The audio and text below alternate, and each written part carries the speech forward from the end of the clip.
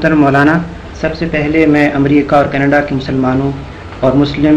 Student association کی جانب سے تہ دل سے آپ کا شکریہ ادا کرتا ہوں کہ آپ نے ہماری دعوت کو قبول فرمایا اور ہمارے سالانہ اجتماع کے لیے یہ خصوصی انٹرویو دینا پسند فرمایا۔ یہ اللہ تعالیٰ کی عنایت و مہربانی ہے کہ شمالی امریکہ میں تحریک اسلامی کی فکر اور خصوصاً آپ کی اور اخوان مسلمون کے رہنماؤں کی تحریرات کی بنا پر تیزی کے ساتھ اسلامی اثرات پھیل رہے ہیں۔ آپ نے ناحضگی طبع کے باوجود جو وقت ہمیں دینا پسند فرمایا ہے، ہم اس کے لیے آپ کے بے انتہا مشکور ہیں۔ امریکہ میں بے شمار حضرات محض آپ کی ایک جھلک اور آپ کے چند کلمہ سننے کے لیے منتظر ہیں۔ ان حضرات کی خواہشات پر ہم نے چند سوالات مرتب کیے ہیں۔ ہمیں امید ہے کہ آپ اس سلسلے میں ہمیں رہنمائی فرمائیں گے۔ قرآن کریم رسول اللہ صلی اللہ علیہ وسلم کو داعی اللہ قرار دیتا ہے۔ سیرت پاک صلی اللہ علیہ وسلم کی روشنی میں آپ ایک داعی کی کون سی اہم خصوصیات قرار فرمائیں گے؟ امریکہ میں اور کینیڈا میں جو اللہ کے بندے تحریک اسلامی کے لیے کام کر رہے ہیں، ان سب کو میری طرف سے سلام پہنچا دیجیے۔ میں زیادہ دیر تک بات نہیں کر سکتا، اس لیے مختصر طور پر آپ کے سوال کا جواب دیتا ہوں۔ قرآن کریم میں ایک آیت ہے جس میں ایک داعی کی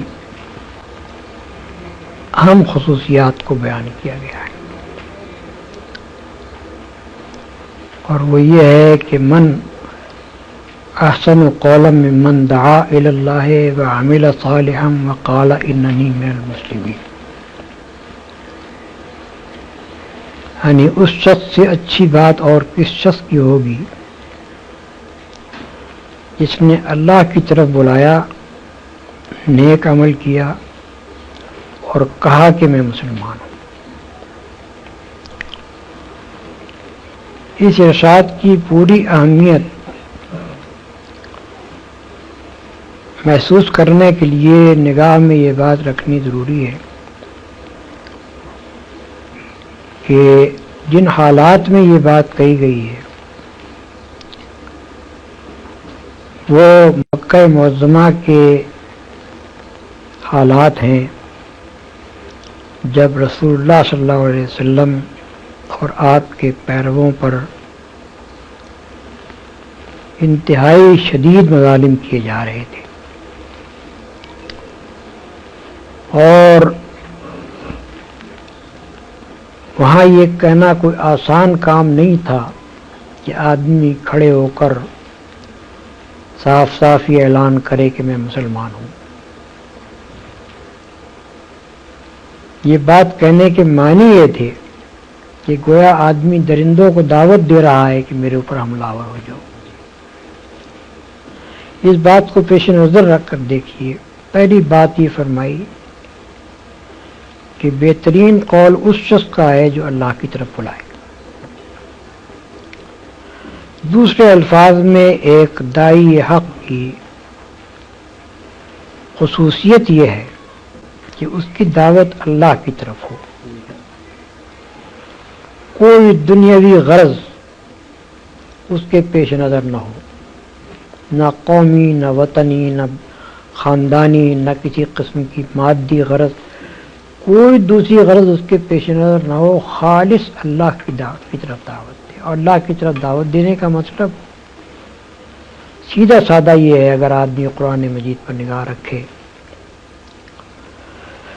کہ اللہ کی توحید کی طرف دعوت دی جائے، اس بات کی طرف لوگوں کو دعوت دی جائے کہ کسی کی بندگی، کسی کی عبادت، کسی کی پرستش خدا کے سوا نہ کی جائے،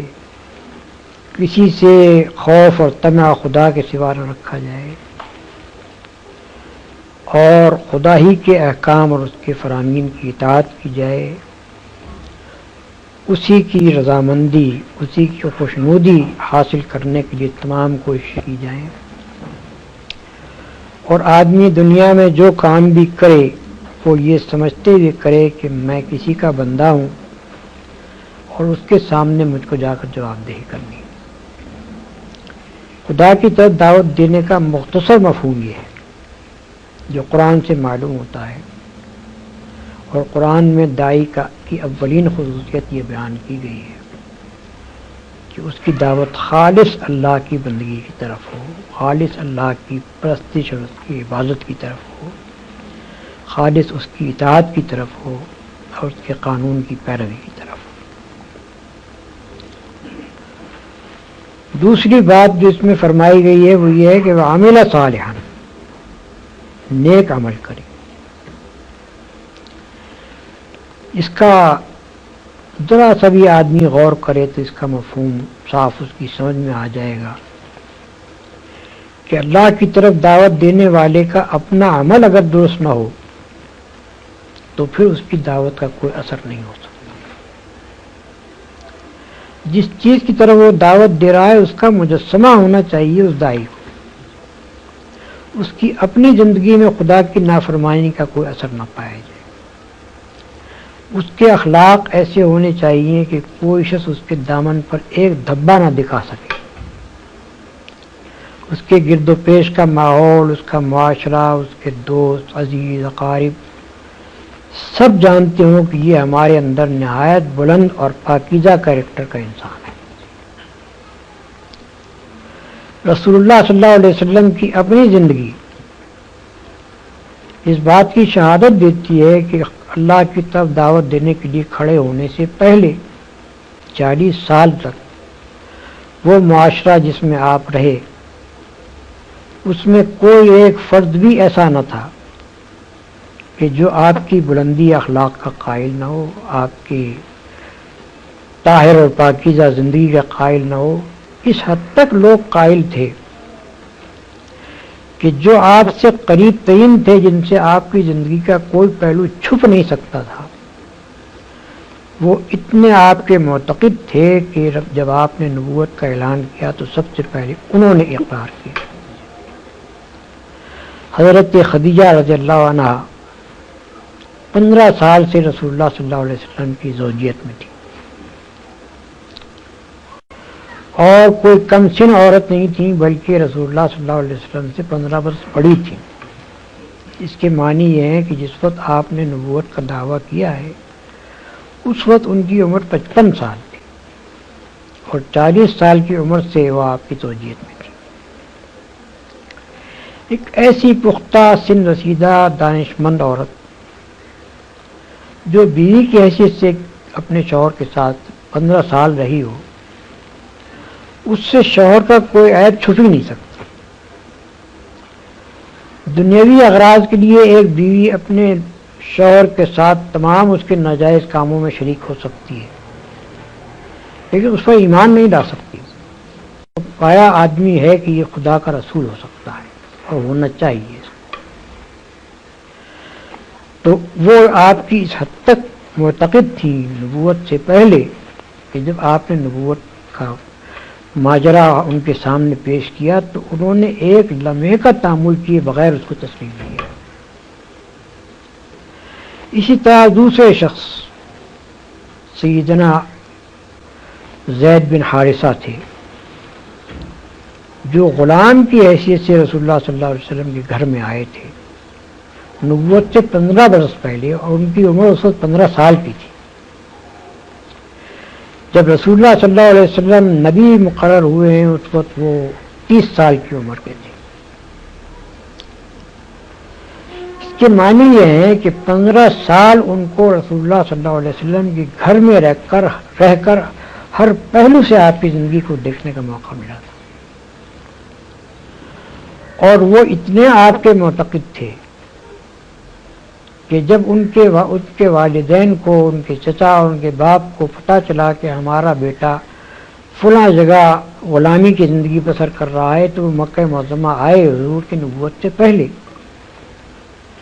اور انہوں نے آ کر آپ سے کہا کہ آپ کا بڑا احسان ہوگا اگر آپ ہمارے اس بیٹے کو چھوڑ دیں۔ آپ نے فرمایا کہ میں لڑکے کو بلا لیتا ہوں، اگر وہ آپ کے ساتھ جانا چاہے تو میں آپ کے حوالے کر دوں گا، اگر وہ میرے ساتھ رہنا چاہے تو میں ایسا آدمی نہیں ہوں کہ جو میرے ساتھ رہنا چاہے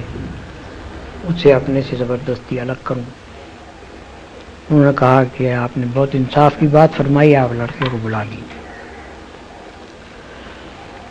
جب حضرت زید آئے ان کے سامنے تو رسول اللہ صلی اللہ علیہ وسلم نے ان سے پوچھا کہ ان لوگوں کو پہچانتے ہو؟ انہوں نے کہا یہ میرے باپ ہیں اور یہ میرے چچا ہیں۔ آپ نے فرمایا کہ یہ تمہیں لے جانا چاہتے ہیں، تم چاہو تو بڑی خوشی سے ان کے ساتھ جا سکتے ہو۔ اس کے باپ اور چچا نے بھی یہی کہا کہ ہم تمہیں لے جانا چاہتے ہیں۔ تو انہوں نے کہا کہ میں نے اس شخص میں ایسی خوبیاں دیکھی ہیں کہ میں اس کو چھوڑ کر اپنے باپ اور چچا اور ماں تک کے پاس نہیں جانا چاہتا ہوں۔ یہ نبوت سے قبل آپ کے اخلاق کی حالت تھی جو آپ کے خادم نے آپ کے متعلق ظاہر ہے۔ اور جب حضور نے نبوت کا دعویٰ کیا، نبی کی حیثیت سے اپنے آپ کو پیش کیا، تو حضرت خدیجہ کے بعد گھر کے لوگوں میں سے حضرت زید بن حارثہ بھی وہ تھے کہ جنہوں نے سب سے پہلے آپ کی نبوت کو تسلیم کیا۔ ایک خادم احسان بند ہو سکتا ہے، ایک خادم وفادار ہو سکتا ہے، لیکن ایک خادم اتنا متاثر نہیں ہوتا اپنے مخدوم سے کہ اس پر ایمان لے آئے۔ ایمان لانے کے لیے ضرورت اس نے آپ کے اخلاق کو اتنا بلند اور پاکیزہ دیکھا ہو کہ وہ اس کو یہ ماننے میں ذرا تأمل نہ ہو کہ میرا مخدوم جو ہے یہ نبی ہے۔ اور یہ پیش نظر رکھیے کہ زید بن حارثہ کسی معمولی قابلیت کے آدمی نہیں تھے۔ مدینہ طیبہ میں جب رسول اللہ صلی اللہ علیہ وسلم کی حکومت قائم ہوئی تو بکثرت میں فوجی مہمات جو آپ نے بھیجی ہیں ان کے سالار لشکر زید بن حارثہ تھے۔ اس قابلیت کے آدمی تھے وہ،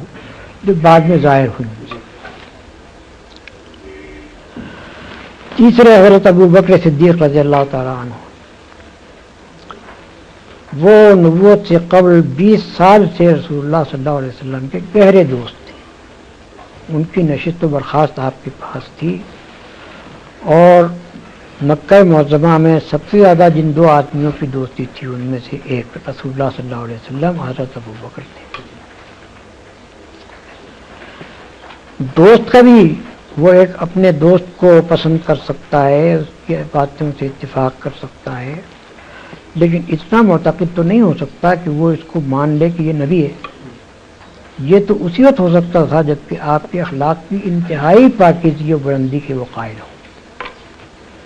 ان کا بلا تعمل مان لینا یہ معنی رکھتا ہے کہ 20 سال کی مدت میں خوب اچھی طرح دیکھ کر وہ اس بات کے قائل ہوئے تھے کہ یہ اتنے بلند پایا اخلاق کا آدمی ہے کہ یہ نبی ہو سکتا ہے، اس کو نبی ہونا چاہیے۔ حضرت علی رضی اللہ تعالیٰ عنہ، ان کا نام پہلے میں نے اس لیے نہیں دیا کہ اس وقت وہ 10 سال کے تھے، لیکن 10 سال کا بچہ بھی جس کے پاس رہتا ہو، حضرت رسول اللہ صلی اللہ علیہ وسلم کے گھر ہی میں انہوں نے پرورش پائی تھی، تو 10 سال کا بچہ بھی جس کے پاس رہتا ہو اس کے عیب و ثواب سے وہ اچھی طرح واقف ہوتا ہے۔ اس طرح اتنا ذہین آدمی جیسے کہ رسول اللہ صلی اللہ علیہ وسلم کے زمانے نبوت میں حضرت علی سے خصوصیات ظاہر ہوئی، وہ اتنے ذہین تھے کہ ہم کہہ سکتے ہیں کہ ان کا اس بات کو مان لینا کہ آپ نبی ہیں یہ اس کے بغیر نہیں ہو سکتا تھا کہ وہ بھی آپ کے انتہائی بلند و پاکیزہ اخلاق میں قائل ہو۔ اس لیے عمل صالحاً کا مطلب یہ ہے کہ آدمی جس چیز کو پیش کر رہا ہے لوگوں کے سامنے اس کی اپنی زندگی اس کے ٹھیک مطابق ہو، اور وہ اتنے پاکیزہ کردار اور اخلاق کا آدمی ہو کہ جب وہ اللہ کے راستے کی طرف بلانے اٹھے تو اس کی بات میں وزن ہو، اس کی بات میں اثر ہو، اور لوگ اس بات کو تسلیم کریں کہ یہ واقعی اپنے قول میں سچا ہے۔ قطع نظر اس کے کہ لوگ مانے یا نہ مانے، لیکن یہ تو ان کو ماننا پڑے گا کہ یہ آدمی اپنے قول میں سچا ہے، جو کچھ کہہ رہا ہے وہ اس بنا پر کہہ رہا ہے کہ وہ اس کا قائل ہے۔ چنانچہ رسول اللہ صلی اللہ علیہ وسلم کا بدترین دشمن ابو جہل، اس نے ایک مرتبہ خود رسول اللہ صلی اللہ علیہ وسلم سے کہا کہ اے محمد، ہم تم کو جھوٹا نہیں کہتے بلکہ جو پیغام تم لائے اس کو جھوٹا کہتے ہیں۔ یعنی آپ کا بدترین دشمن بھی آپ کی صداقت کا قائل تھا۔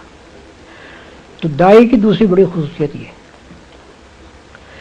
تیسری خصوصیت، جیسا کہ میں نے بیان کیا کہ مکہ معظمہ کے اس ماحول میں کسی شخص کا اٹھ کر کہنا کہ میں مسلمان ہوں معمولی بات نہیں تھی۔ تو اللہ کی طرف دعوت دے، پاکیزہ عمل رکھنے والا ہو، اور بدترین دشمنوں کے ماحول کے درمیان بھی وہ اپنے مسلمان ہونے سے انکار نہ کرے، اپنے مسلمان ہونے کو چھپائے نہیں، اپنے مسلمان ہونے کا اقرار کرنے سے نہ شرمائے، نہ جھجکے، نہ ڈرے، بلکہ کھلم کھلا اٹھ کر کہے کہ ہاں میں مسلمان ہوں، جو کچھ جس کا جی چاہے کر۔ دوسرے الفاظ میں اس کے معنی یہ ہے کہ داعی میں تیسری بڑی اہم خصوصیت یہ ہونی چاہیے کہ وہ نہایت جری آدمی، نہایت بہادر آدمی، بزدل آدمی کا کام خدا کے راستے کی طرف دعوت دینا نہیں ہے۔ ذات ہی چوٹ لگے اور جو بلبلے کی طرح بیٹھ جائے وہ آدمی خدا کے راستے کی طرف دعوت نہیں دے سکتا۔ خدا کے راستے کی طرف دعوت جو شخص دے سکتا ہے وہ ہے جو سخت سے سخت دشمنی کے ماحول میں، مخالفت کے ماحول میں، خطرات کے ماحول میں اسلام کا علم لے کر اٹھ جائے اور کوئی پرواہ نہ کرے کہ نتائج کیا ہو۔ رسول اللہ صلی اللہ علیہ وسلم کی اپنی ذات اس شجاعت کا مکمل نمونہ ہے۔ مکہ معظمہ میں کھلم کھلا آپ نے دعوت اسلام پیش کی، ان لوگوں کے درمیان پیش کی جو آپ کے خون کے پیاسے ہو گئے، جنہوں نے کوئی کسر اٹھا رکھی آپ کو ظلم کا نشانہ بنانے میں اور آپ کے ساتھیوں کو ظلم کا نشانہ بنانے میں، لیکن ایک لمحے کے لیے بھی آپ نے اپنی دعوت کو چھوڑنا قبول نہیں کیا، بلکہ مسلسل 13 سال تک اس ماحول میں اپنی دعوت پیش کرتے چلے گئے اور ہر قسم کی سختیاں، مصیبتیں برداشت کرتے چلے گئے۔ مدینہ طیبہ پہنچنے کے بعد جو حالات پیش آئے، بڑی خطرناک لڑائیوں میں، جہاں کے بعض اوقات صرف تنہا آپ رہ گئے تھے یا 2-3 آدمی آپ کے ساتھ تھے، اس حالت میں بھی رسول اللہ صلی اللہ علیہ وسلم کا قدم کبھی پیچھے نہیں ہٹا، بلکہ غزوہ حنین کے موقع پر جبکہ مسلمانوں کو تقریباً شکست ہو گئی تھی اور لوگ بھاگے چلے جا رہے تھے، اس وقت یہی نہیں کہ رسول اللہ صلی اللہ علیہ وسلم اپنے مقام پر رہے، نہیں بلکہ برابر آگے بڑھتے چلے دشمنوں کی طرف، اور اس بات کو چھپایا بھی نہیں کہ میں کون ہوں۔ فرمایا کہ انا النبی لا کذب، انا ابن عبد المطلب، میں نبی ہوں، جھوٹا نہیں ہوں، میں ابن عبد المطلب ہوں۔ یا دوسرے الفاظ میں آپ نے عین حالت جنگ میں، اس وقت جبکہ آپ بالکل 2-3 آدمیوں کے ساتھ تنہا رہ گئے تھے اور دشمنوں کے نرغے میں تھے، اس وقت بھی علل اعلان یہ کہا کہ ہاں میں نبی ہوں۔ تو اتنا شجاع اور بہادر ہونا چاہیے اس شخص کو جو اللہ کے راستے میں دعوت دینے کے لیے کھڑا ہو۔ اگر کسی شخص کے اندر ہمت اور جرأت اور بہادری موجود نہ ہو تو وہ اس راستے میں کھڑا نہیں ہو سکتا، کھڑا ہوگا بھی تو اپنی بزدلی کی وجہ سے الٹا اس مشن کو نقصان پہنچا دے۔ بس یہ چند مختصر باتیں تھیں جو میں نے آپ کے سامنے بیان کی ہیں۔ اگر ان پر غور کی جائے تو یہ بجائے خود دعوت اللہ کے متعلق ایک مکمل پروگرام ہے، اور اس کے اوپر جہاں بھی دعوت کا کام کیا جائے یہ 3 خصوصیات آدمی کے اندر ہونی چاہیے۔ بآخر دعوانا الحمدللہ رب العالمین۔ ہم آپ کا بھی انتہا شکریہ ادا کرتے ہیں کہ آپ نے طبیعت کی ناسازی کے باوجود ہمیں چند لمحات عنایت فرمائے۔ اللہ تعالیٰ آپ کو صحت دے۔ امریکہ کینیڈا کے تمام حضرات بس بدعا ہیں کہ آپ نفاذ اسلامی کو اس ملک میں بھی اور تحریک اسلامی کو دیگر ممالک میں کامیاب ہوتے ہوئے دیکھیں۔ آمین۔ اللہ تعالیٰ ان کی دعاؤں کو قبول فرمائے اور کچھ ذخائر۔ بارک اللہ۔